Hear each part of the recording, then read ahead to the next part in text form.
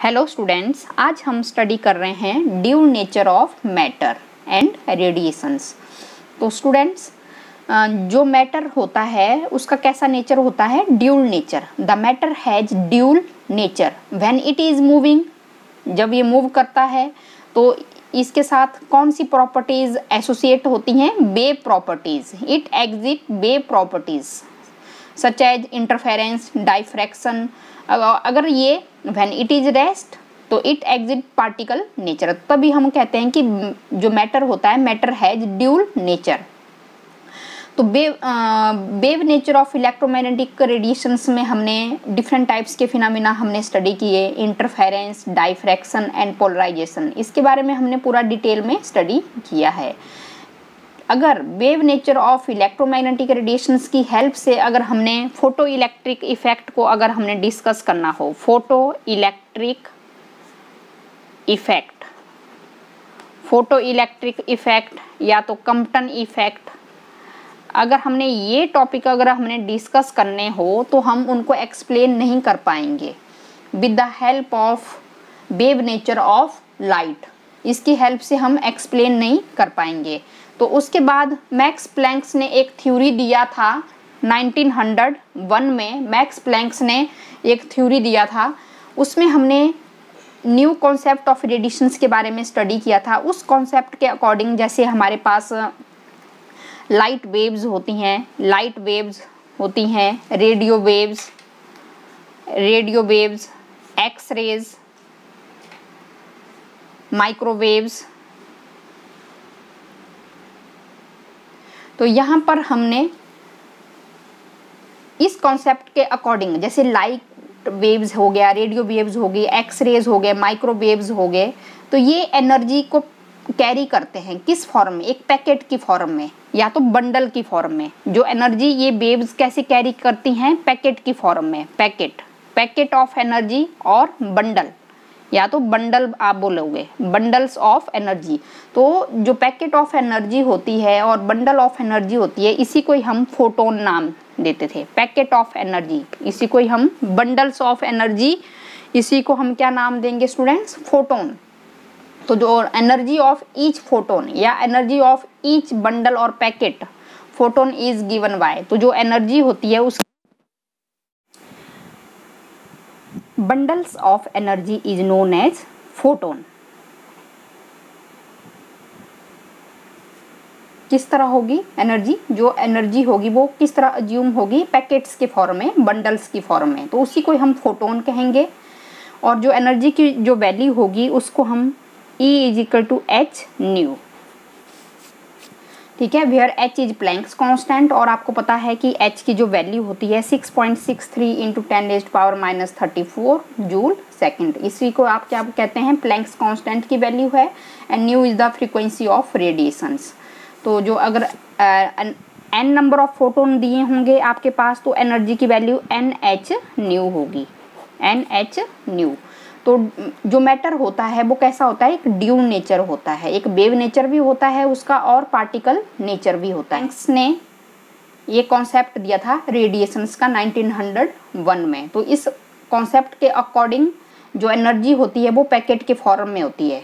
कैसी कैरी होती है? एनर्जी इन पैकेट और बंडल्स की फॉर्म में, उसी को ही हम फोटोन कहते हैं और क्वांटा कहते हैं। तो एनर्जी की वैल्यू आपको मैंने बता दी, E is equal to H nu. अब हम कुछ प्रॉपर्टीज हम डिस्कस कर लेते हैं फोटोन की, कि एक जो फोटोन होता है वो कैसे ट्रेवल करता है? It travel with the speed of light. और स्पीड ऑफ लाइट आपको पता है 3 इंटू 10⁸ मीटर पर सेकेंड होती है लाइट की स्पीड। तो फोटोन भी सेम इसी स्पीड से क्या करेगा? मूव करेगा। कहाँ पर? वैक्यूम में। और सेकेंड है, ये फोटोन है zero rest mass. Rest mass of photon is zero. आपको पता होना चाहिए कि it means photon can not exist at rest, ठीक है, photon can not exist at rest.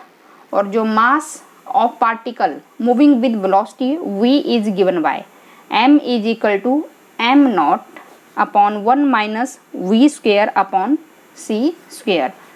ये हमारे पास मास की वैल्यू होती है और m0 क्या है? Rest mass of the particle and c is the velocity of light. तो यहाँ से मैं एम नॉट की जो वैल्यू है वो हम पुट कर सकते हैं, m into under root 1 minus V square upon C square, 1 minus V square upon C square. अगर v की वैल्यू c के बराबर है यहाँ से, तो उस केस में क्या होगा, as photon is moves with velocity of light, तो v की जगह आप c पुट कर देंगे तो 1 माइनस 1 क्या आ जाएगा, 0 आ जाएगा। तो यहाँ से पता लग रहा है हमें कि rest mass of photon is 0, rest mass of photon is 0, ठीक है। और उसके बाद हमने ये भी स्टडी किया है कि जो काइनेटिक मास ऑफ फोटोन है उसको कैसे निकालना है। तो kinetic mass of photon E is equal to M C square. तो यहाँ से आप काइनेटिक मास की वैल्यू हम निकाल सकते हैं। काइनेटिक मास कैसे निकालेंगे, m is equal to E upon C square, E की जगह हम लिख देंगे students H nu upon C square, और यहाँ से हमें पता है कि c is equal to nu lambda होता है। तो यहाँ से न्यू की वैल्यू कितनी आ जाएगी, c upon lambda, h upon C square और c अपॉन लैम्डा। तो ये हमारे पास h अपॉन सी लैम्डा आ जाएगी वैल्यू, ठीक है। Kinetic mass of the photon. वैसे ही मोमेंटम की वैल्यू भी आप निकाल सकते हैं, momentum E is equal to P C. तो यहाँ से मोमेंटम P की वैल्यू हम निकाल देंगे, E अपॉन सी, E की वैल्यू h न्यू, और न्यू की जगह हमने c अपॉन लैम्डा पुट करना है, c अपॉन लैम्डा,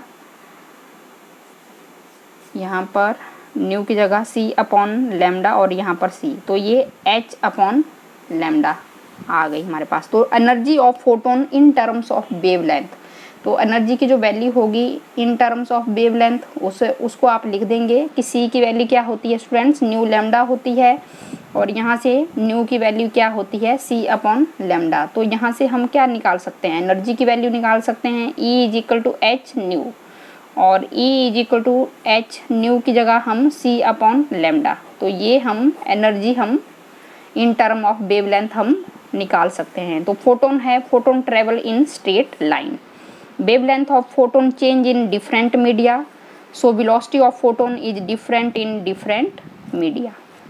तो यहाँ से हमें स्टूडेंट्स पता लग रहा है कि अगर हमने वेव नेचर ऑफ इलेक्ट्रोमैग्नेटिक जो radiations, wave nature of light में हमने डिफरेंट टाइप्स के फिनोमिना हमने स्टडी किए, इंटरफेरेंस हमने स्टडी किया, डाइफ्रैक्शन हमने स्टडी किया, पोलराइजेशन हमने स्टडी किया, लेकिन जब वेव नेचर ऑफ लाइट की हेल्प से अगर हमने फोटो इलेक्ट्रिक इफेक्ट को डिस्कस करना चाहा, कम्पटन इफेक्ट को डिस्कस करना चाहा, तो उसको हम एक्सप्लेन नहीं कर पाए with the help of wave nature of electromagnetic radiations की हेल्प से। तो उसके बाद मैक्स प्लैंक्स ने 1901 में एक कॉन्सेप्ट लाया रेडिएशंस का, कि उस कॉन्सेप्ट के अकॉर्डिंग यही था कि जो रेडिएशंस होती हैं, जैसे लाइट वेव्स हो गई, रेडियो वेव्स हो गई, एक्स रेज हो गई, माइक्रोवेव्स हो गया, तो वो एनर्जी कैसे कैरी करती हैं पैकेट की फॉर्म में, कि bundle of energy is known as photon और क्वांटा, और इस एनर्जी की जो वैल्यू होती है E is equal to H nu. तो जो फोटोन होता है वो स्पीड ऑफ लाइट से ट्रेवल करता है, ये फोटोन है zero rest mass, m is equal to M nought upon under root 1 minus V square upon C square. तो यहाँ पर जब ये वेलोसिटी ऑफ लाइट की साथ ही ट्रेवल करेगा तो v इज इक्वल टू क्या आ जाएगा, c आ जाएगा, तो यहाँ से कैंसिल हो जाएगा, 1 माइनस 1 क्या आ जाएगा, 0 आ जाएगा, तो रेस्ट मास ऑफ फोटोन क्या आ जाएगा, 0 आ जाएगा। तो ये फोटोन है 0 रेस्ट मास। और वैसे ही आप kinetic and mass of photon आप कैलकुलेट कर सकते हैं, energy of photon in term of wavelength hc upon lambda. तो ये हमें मालूम होना चाहिए। और नेक्स्ट है स्टूडेंट्स, इसी में ही हम नेक्स्ट टॉपिक हम स्टडी कर रहे हैं इलेक्ट्रॉन एमिशन।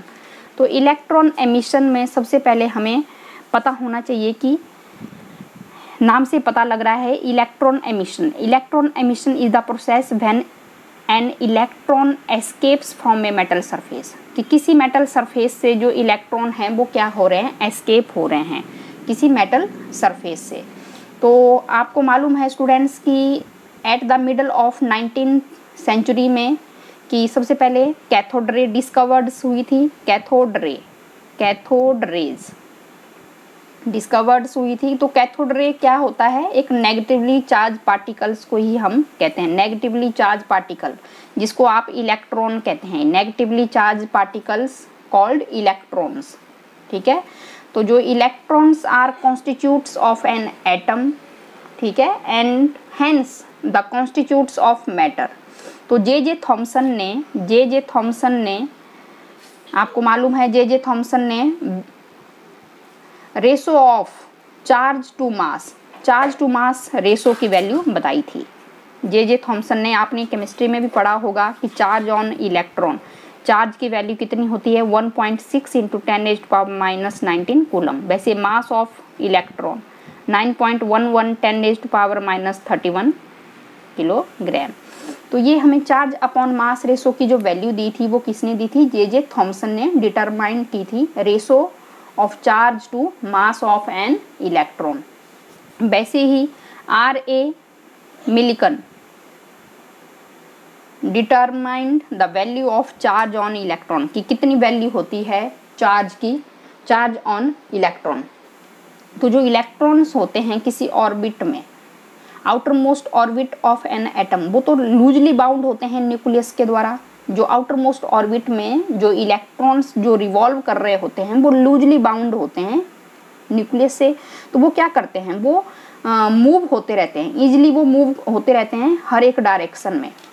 ठीक है, with in the entire reason of the metal at room temperature. जो रूम टेम्परेचर होगा उसमें क्या होगा कि जो आउटर मोस्ट सेल में जो इलेक्ट्रॉन्स होते हैं वो बिल्कुल लूजली बाउंड होते हैं टुवर्ड द न्यूक्लियस। तो वो ईजिली क्या करते रहते हैं, मूव करते रहते हैं हर एक डायरेक्शन में। अब ये जो इलेक्ट्रॉन्स होते हैं, इन्हीं इलेक्ट्रॉन्स को हम क्या बोलते हैं, फ्री इलेक्ट्रॉन्स कहते हैं। These electrons are free electrons in metals, जो लूजली बाउंड हैं, कहाँ से, न्यूक्लियस से, बिल्कुल लूजली हैं। तो वो बिल्कुल फ्रीली क्या कर रहे हैं, मूव कर रहे हैं। तो ये जो फ्री इलेक्ट्रॉन्स होते हैं ये किसके लिए रिस्पॉन्सिबल होते हैं कि मेटल की कंडक्टिविटी कितनी होगी। ये फ्री इलेक्ट्रॉन्स की वजह से ही आप कंडक्टिविटी की वैल्यू को हम फाइंड आउट कर सकते हैं किसी मेटल की, क्योंकि जो फ्री इलेक्ट्रॉन्स होंगे वही कंडक्टिविटी के लिए क्या रहेंगे, रिस्पॉन्सिबल रहेंगे। तो ये जो फ्री इलेक्ट्रॉन्स हैं ये सरफेस ऑफ मेटल को ये लीव नहीं कर सकते हैं। ठीक है, these free electron can not leave the surface of the metal, नहीं कर सकते हैं। ठीक है, जैसे ही ये मेटल सरफेस को लीव करने लगते हैं तो एक तरह से एक पॉजिटिव चार्ज वहाँ पर डेवलप हो जाता है सरफेस के ऊपर मेटल जहाँ से। ठीक है, जैसे ही फ्री इलेक्ट्रॉन मेटल सरफेस को लीव करने लगते हैं तो एक पॉजिटिव चार्ज वहाँ पर डेवलप हो जाता है on the surface of metal. तो पॉजिटिव चार्ज और नेगेटिव चार्ज, तो पॉजिटिव और नेगेटिव चार्ज क्या करेंगे, आपस में अट्रैक्टिव होते हैं, अट्रैक्ट करेगा। तो जो पॉजिटिव चार्ज होगा वो नेगेटिव इलेक्ट्रॉन को जाने नहीं देगा, बाहर जाने नहीं देगा। तो पॉजिटिव चार्ज क्या करेगा, pull back the free electron to leave the metal surface. वो क्या करेगा, उसको अपनी तरफ अट्रैक्ट करेगा ताकि जो फ्री इलेक्ट्रॉन है वो मेटल सरफेस पर ही रहे। ठीक है, तो एक तरह से एक अट्रैक्टिंग फोर्स वहाँ पर प्रोड्यूस हो जाती है सरफेस ऑफ मेटल के ऊपर। तो वो एक तरह से क्या होता है, वहाँ पर एक सरफेस बैरियर ऑफ इलेक्ट्रॉन, एक तरह से एक बैरियर बढ़ जाता है इलेक्ट्रॉन्स को, क्योंकि वो इलेक्ट्रॉन्स हैं वो मेटल सरफेस के बाहर नहीं जा पाते हैं, क्योंकि पॉजिटिव चार्ज उनको अपनी तरफ क्या कर रहे हैं, अट्रैक्ट कर रहे हैं, उनको मेटल में ही क्या कर रहे हैं, वो रहने के लिए क्या कर रहे हैं, अट्रैक्टिव फोर्स वो लगा रहे हैं। तो जो फ्री इलेक्ट्रॉन हैं वो मेटल सरफेस को तभी वो लीव कर सकते हैं, तभी वो वहाँ से वो लीव कर सकते हैं अगर हम एक्सटर्नल एनर्जी को हम अप्लाई करें। कुछ ना कुछ हमें एक्सटर्नल एनर्जी हमें अप्लाई करनी पड़ेगी, कुछ ना कुछ एक्सटर्नल हमें वर्क करना पड़ेगा, जिसकी हेल्प से जो सरफेस जो बैरियर है, जो अट्रैक्टिंग जो फोर्स होगी उसको वो ओवरकम कर सकें और उसकी हेल्प से ही वो जो इलेक्ट्रॉन्स हैं, फ्री इलेक्ट्रॉन, वो मेटल सरफेस को क्या करेंगे, लीव करेंगे। तो हमें कुछ ना कुछ हमें वहाँ पर वर्क फंक्शन हमें करना पड़ेगा। तो वर्क फंक्शन क्या होता है students, the minimum energy required by the free electron to just leave the metal surface. Minimum energy हमें सप्लाई करनी पड़ेगी ताकि जो फ्री इलेक्ट्रॉन है वो मेटल सरफेस से क्या कर सकें, लीव हो सकें। To leave the metal surface is known as work function of the metals. तो ये हमने पढ़ा है। अब हमने डिफरेंट टाइप्स के इलेक्ट्रॉन एमिशंस के बारे में स्टडी करना है। तो इसमें सबसे पहले स्टूडेंट्स आता है थर्मियोनिक एमिशन। थर्मियोनिक एमिशन नाम से पता लग रहा है thermal energy, thermal energy. Thermionic emission, इसमें हमने एक मेटल हम लेंगे, ये जैसे ये कोई मेटल है, इसको मेटल को हमने क्या करना है स्टूडेंट्स, हमने हीट करना है। हम इसको क्या करेंगे, हीट करेंगे। जैसे हम इसको हीट कर रहे हैं यहाँ पर, तो जब मेटल को हम हीट करेंगे तो जो फ्री इलेक्ट्रॉन होंगे मेटल के वो एब्जॉर्ब करेंगे हीट एनर्जी, और जिसकी वजह से जो अट्रैक्टिंग जो फोर्स थी, जो सरफेस बैरियर, उसको वो ओवरकम कर देंगे। ठीक है, जो फ्री इलेक्ट्रॉन होंगे वो हीट एनर्जी को एब्जॉर्ब करेंगे और can overcome the surface barrier, और सरफेस बैरियर को वो एकदम से क्या कर देंगे, कम करेंगे, और वो वहाँ से मेटल सरफेस से जो फ्री इलेक्ट्रॉन होंगे वो एमिट हो जाएंगे। तो फ्री इलेक्ट्रॉन्स क्या करेंगे, हीट एनर्जी को एब्जॉर्ब करेंगे, और जो मेटल सरफेस है, the free electron are emitted from the metal surface. और इस तरह के एमिशंस को हम क्या कहते हैं स्टूडेंट्स, थर्मियोनिक एमिशन। ठीक है, क्योंकि thermal energy with the help of heat energy, heat energy हमने अप्लाई किया, कुछ ना कुछ हमें वर्क यहाँ पर करना पड़ा है, मतलब मिनिमम एनर्जी हमने अप्लाई की है। किसके लिए, to leave the free electron, to just leave from the metal surface, the minimum energy required by the free electron. तो यहाँ पर हमने हीट एनर्जी यहाँ पर सप्लाई किया है, तो जिसकी वजह से क्या होगा कि जो फ्री इलेक्ट्रॉन होंगे वो एमिटेड हो जाएंगे कहाँ से, मेटल सरफेस से। अब सेकंड टाइप का एमिशन है students photo electric emission, photo electric emission. तो फोटो इलेक्ट्रिक एमिशंस में क्या लेंगे, ये हमारे पास एक कोई मेटल सरफेस है, फोटो इलेक्ट्रिक एमिशन में ये हमारे पास कोई मेटल सरफेस है। तो यहाँ पर हमने क्या करना है, लाइट का यूज़ करेंगे। Photo mean light, photo means light, light का हम यूज़ करेंगे। When light of suitable frequency is incident on the metal surface, जब यहाँ पर हम लाइट इंसिडेंट करेंगे इस मेटल सरफेस के ऊपर, तो जो फ्री इलेक्ट्रॉन होंगे इस मेटल सरफेस के वो एनर्जी को क्या करेंगे, एब्जॉर्ब करेंगे, और उसकी वजह से जो सरफेस जो बैरियर होगा उसको वो ओवरकम करेंगे। अट्रैक्टिव फोर्स जो थी पॉजिटिव और नेगेटिव चार्ज के बीच में उसको वो कम करेंगे, और जो फ्री इलेक्ट्रॉन होंगे वो मेटल सरफेस से क्या हो जाएंगे, लीव हो जाएंगे। Free electron leave the metal surface, the free electron are emitted from the metal surface. This process of emission is known as photoelectric emission. तो photoelectric emission में स्टूडेंट्स क्या हो रहा है, हम लाइट को ही हम फॉल कर रहे हैं कहाँ पर, मेटल सरफेस के ऊपर। तो जो फ्री इलेक्ट्रॉन होंगे मेटल सरफेस के वो उस लाइट को क्या करेंगे, एब्जॉर्ब करेंगे, और जो सरफेस जो बैरियर था उसको क्या करेंगे, वो कम करेंगे, सरफेस बैरियर को कम करेंगे।